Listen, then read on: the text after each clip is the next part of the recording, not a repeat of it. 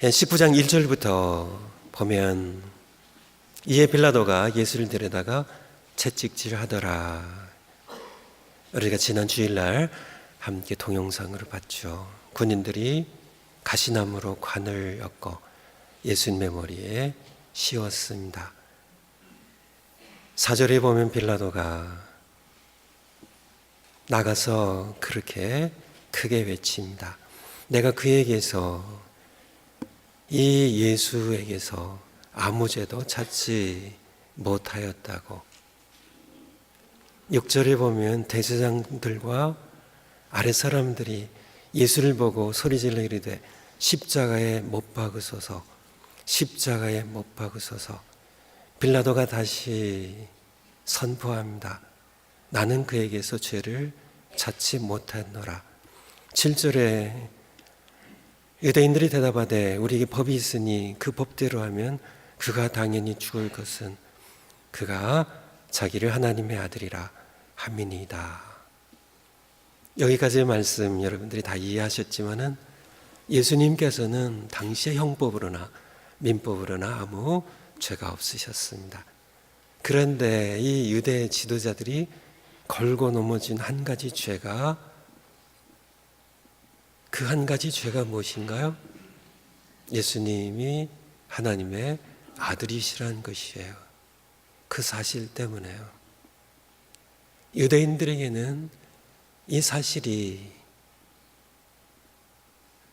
목에 생선 가시가 걸린 것처럼 넘길 수 없는 것이었습니다. 마치 생선을 먹다가 생선 가시가 목에 걸린 것처럼 넘길 수 없는, 예수님께서 자신을 하나님의 아들이라고 선포하셨어요. 내가 하나님의 아들이라고. 이 말씀 앞에, 예수님의 이 선언 앞에 당시의 유대 지도자들은, 뿐만 아니라 유대인들은 둘 중에 하나를 선택하게 됐습니다. 예수님 앞에 무릎을 꿇든지, 하나님의 아들입니다, 하나님과 동등된 분이시, 예수님 앞에 무릎을 꿇든지, 아니면 예수님이 미쳤다고, 예수님을 하나님이 회방하는 자라고, 죽일 자로 여기고 그에게 침을 뱉고 그를 십자가에 못 박으러 외치든지, 둘 중에 하나를 선택해야 했고, 유대인들의 선택은 예수님을 십자가에 못 박는 것이었습니다. 오늘날도 마찬가지예요. 성경을 통하여, 그리고 예수님께서는 우리에게 말씀하고 계세요. 내가 너를 지은 너의 창조자 하나님이라고.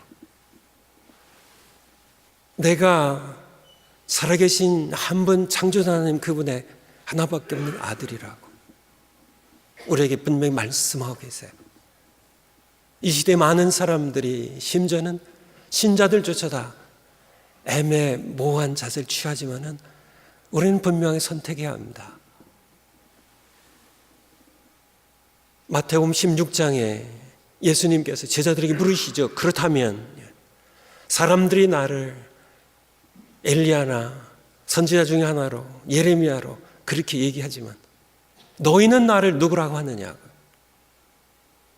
우리는 베드로처럼 주는 그리스도시요, 주는 그리스도시요, 살아계신 하나님의 아들이니이다 하고 그렇게 고백하고, 하나님의 아들이신, 우리의 하나님이신 예수님 앞에 무릎을 꿇든지, 아니면 유대 지도자들이 그렇게 했던 것처럼 예수님을 향해 침을 뱉고 모욕하면서 예수님을 십자가에 못 박아 죽이라고 외치든지, 우리는 둘 중에 하나를 선택해야 해요. 우리는 어중간한 자세를 취할 수 없습니다. 왜요? 예수님께서 자신을 하나님의 아들이라고 선포하셨기 때문에 그래요. 그냥 인류 역사상 가장 위대한 성인 중에 하나로 천만해요. 그것은 예수님과 상관없는 얘기입니다. 여러 종교 가운데 한 종교의 가장 좋은 종교의 창시자로요, 천만에요. 예수님하고 상관없는 얘기입니다. 예수님 말씀하세요. 하나님께서 나를 보내셨다고. 그가 내 아버지라고. 내가 바로 너희가 섬기는 지극히 높은 자 하나님의 아들이라고. 내가 한 말이 옳다고. 내가 그렇다고. 대제사장들이 옷을 찢었습니다. 하나님을 회방하는 자라고. 감히 사람으로 하나님을 자칭한다고. 그들은 그것을 삼킬 수 없는 목에 걸린 생선가시처럼 결코 그것을 삼킬 수 없었어요. 오늘날 이 시대에 너무 많은 사람들이 같은 자세를 취합니다. 어물쩡한 자세는 아무 도움이 되지 않습니다. 둘 중에 하나예요. 예수님께 무릎을 꿇든지, 내 삶을 다스리는 영원한 왕으로요, 그분께 무릎을 꿇든지, 주님이 바로 그리스도시라고, 하나님 보내신 그리스도라고 해, 살아계신 하나님의 아들이시라고 구약 성경에 이미 예언되었고 신약 성경에 증언하고 있는 사도들이 그를 확인한 후에 그들도 처음에 믿지 못했습니다. 하지만은 그들의 고백이 있었고요, 그리고도 예수님을 부인하고 도망쳤지만은 하나님께서 그를 죽은 자 가운데 다시 살리셨을 때 그들은 더 이상 예수님이 누구이신지를 머뭇거릴 수 없었습니다. 예수님 바로 요한복음 1장 말씀처럼 말씀이 육신이 되어 이 세상에 찾아오셔서 우리 가운데 사셨던, 우리가 그의 영광을 보니 아버지의 독생자 영광이요 은혜와 진리가 충만한 바로 그분은 우리를 구원하시기 위하여 이 세상에 오신 하나님의 아들이셨음을, 오늘 설교 본문의 23절부터 30절까지의 말씀, 예수님께서 십자가상에서 가상칠언이라고 하죠. 7번 말씀하셨는데 그 가운데 3번의 말씀이 오늘 교독한 말씀 가운데 나옵니다. 그 첫 번째 것이 바로 제자에게, 사랑하는 제자에게 자신을 낳아주신, 이 땅에 낳아주신 어머니 마리아를 부탁하는, 여자여 보소서 아들이니이다, 보라 내 어머니라고. 우리도 이 땅에 살면서 우리를 낳아주신 부모님을 공경하는 것이 우리의 마땅한 도리임을 예수님께서 십자가상에서도 보여주셨습니다. 두 번째, 예수님께서 십자가상에서 오늘 본문 가운데 말씀하신 것은 목마르다 하신 겁니다. 28절에 보면 내가 목마르다 말씀하셨습니다. 당연히 예수님께서 말씀이 육신이 되어 태초부터 아버지 하나님과 함께 계셨던 아들 하나님께서 육신이 되어 우리 가운데 거하셨기 때문에 목마르실 수 있었죠. 그는 목마르셨습니다. 목마르신데 예수님께서는 예수님의 고난의 이 발자취를 보면요, 밤에 체포가 되신 이후로 그는 사슬에 매어서 여기저기 끌려다니셨습니다.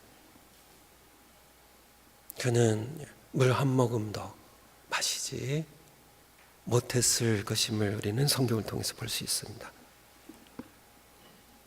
그것보다 더 예수님이 목마르실 밖에 없으신 이유는 피를 너무 많이 흘리셔서 그래요. 19장 1절에서 본 것처럼 채찍질을 당하셨습니다. 지난주에 본 것처럼 무슨 잔혹한 채찍질입니다. 살이 찢기고 피투성이가 되는 그런 채찍질입니다. 계속 그렇게 예수님께서는 피를 흘리셨어요. 가시관을 쓰신 가시 찔린 이마와 머리에서도 피가 흘렀을 것입니다. 지금 십자가상에 달려 계시거든요.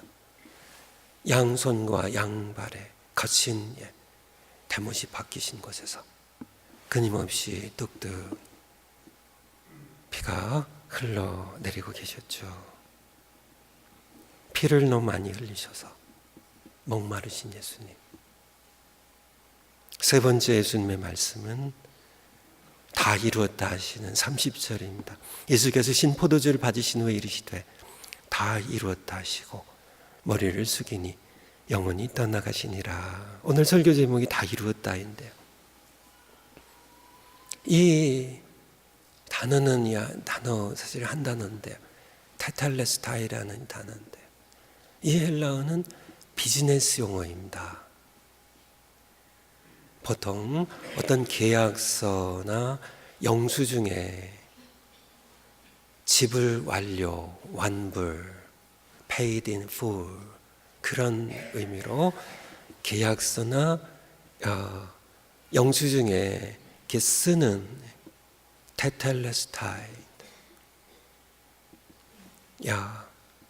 모든 값이 완불되었음.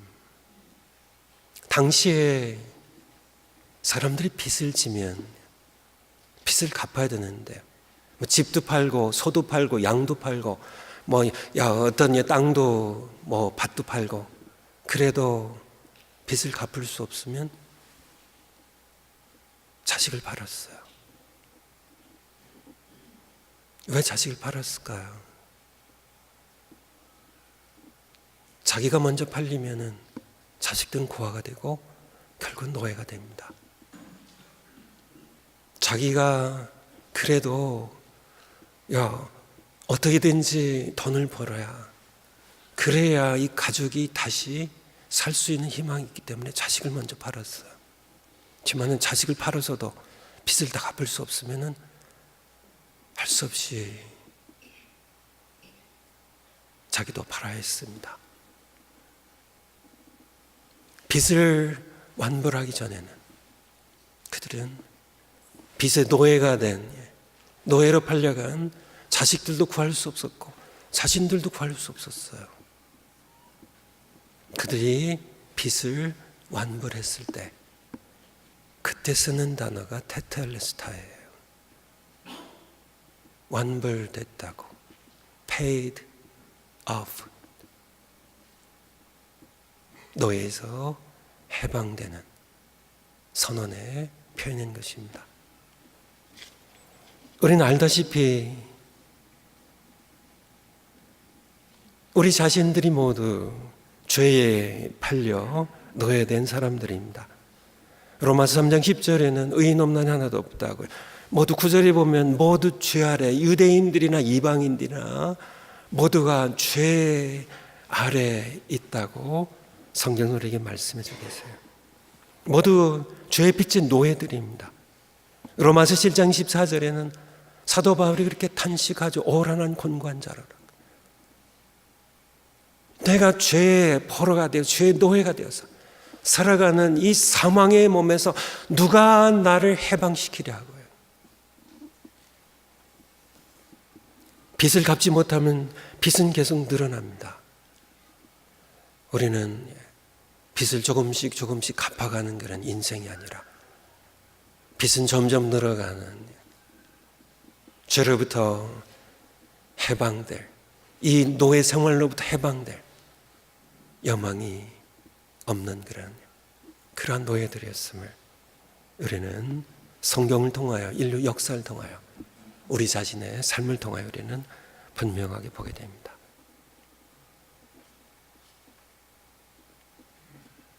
보통 국가에서도 그렇고요. 큰 문제를 해결하기 위해서는 국가적인 엄청난 큰 문제를 해결하기 위해서는 국가의 생사가 걸린 그런 큰 문제를 해결하기 위해서는 5급 공무원을 보내지 않습니다. 그래갖고 해결될 문제가 아니니까요. 2급 공무원이요, 차관이요, 장관이요, 아닙니다. 국가의 생사 관련 문제는 대통령이 직접 나서고 왕이 직접 나선 겁니다. 하나님께서는 선지자들 보내셨어요. 여러 왕도 세워보셨어요. 하지만 하나님께서 마지막 때에 그의 아들을 보내셨습니다. 그의 아들이 나서실 수밖에 없는, 하나님 자신이 그의 아들을 통하여 직접 나서실 수밖에 없었던, 그가 사람이 되시고 그가 사람들의 모욕과 배척을 당하시다가 결국은 체포를 당하시고 신문을 당하시고 침뱉음을 당하시고 채찍에 맞으시고 십자가에 못 박혀 피 흘려 죽으셨습니다. 그리고 예수님께서 십자가에 달리셔서 선언하신 겁니다. 다 이루었다고요. It is finished. paid in full. 완불하셨다고요. 다 빚을, 죄의 빚을 다 갚았다고요. 예수님의 선언입니다. 이제 누구든지 하나님께서 그 아들을 통하여 하신 이 빚의 청산을, 이 노예 해방 선언을, 우리 위해 피 흘려 죽으신 예수 그리스도 이 보혈의 공로를 믿는 자들은 멸망치 않고 영생을 해방을 선포하신 예수님의 선언의 말씀인 겁니다. 말씀 맺습니다. 우리는 앞서 말씀드린 것처럼 선택을 해야 합니다. 알아요. 제가 이미 여러분들은 선택하신 분들임을. 그럼에도 불구하고 다시 한번 여러분들에게 재확인하고 싶어서, 갈림길입니다. 선택하셔야 돼요. 중간지대는 용납되지 않습니다. 예수님 말씀하세요. 내가 하나님의 아들이라고. 내가 하나님의 아들이라고. 유대 지도자들은 그것을 삼킬 수가 없었어요. 받아들일 수가 없었어요. 그들은 19장 앞에서 우리가 함께 봤던 것처럼 7절에 본 것처럼 그가 당연히 죽을 것은 그가 자기를 하나님의 아들이라 함이니이다. 그가 하나님의 아들이세요. 하나님의 아들이 오신 겁니다.